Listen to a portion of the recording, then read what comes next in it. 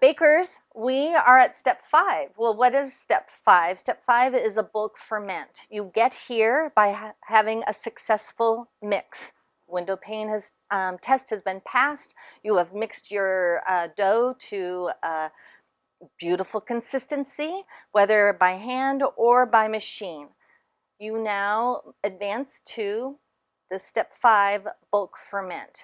How long we're going to bulk ferment can sometimes be a matter of how warm your kitchen is. Classically, this formula takes about an hour. We interrupt the bulk ferment at about 30 minutes to give the dough a stretch and fold. Right now, this is just finished mixing, so there's not a lot of air in this dough. It is just going to go under a cover. Always cover your dough so that it doesn't dry out. I'm using these reusable shower caps. I'm going to set this aside and I'm going to return to it in 30 minutes and give it a stretch and fold.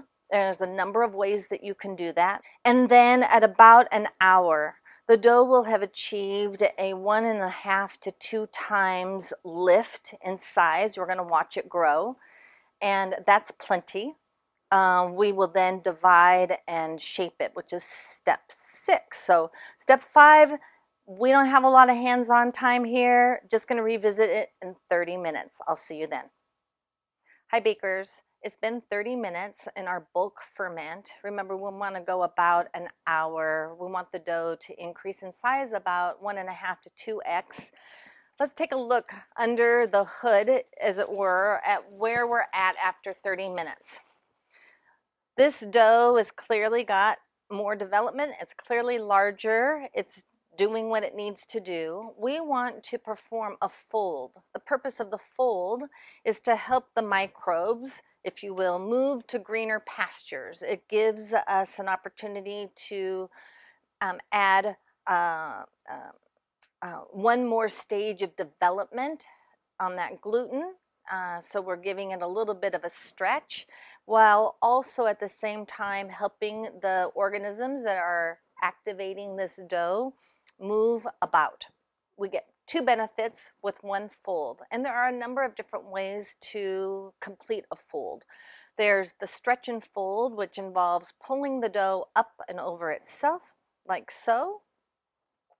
There are coil folds, which involve getting under the dough, lifting it up, and letting it fold on itself. You can Google some of those and see some of the diagrams where very generous bakers have shared those techniques.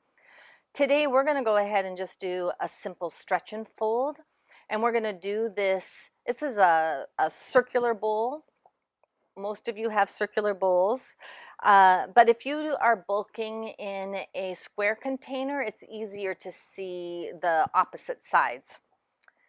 In this case, I wanted to just take an opportunity of a bowl that was already used in the process, so we didn't have to wash another bowl.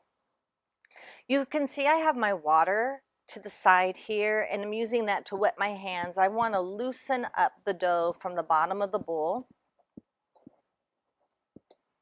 Okay.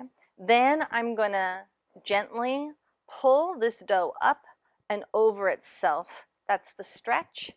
I'm going to turn the bowl 180 degrees. I'm going to up and stretch it over on the other side.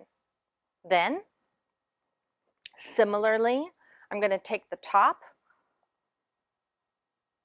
and fold it over itself here, and I'm going to rotate 180 degrees, and again stretch this up over itself and fold. And you can see that the dough is taking much less room than it did before. It's tightened up. That's the goal.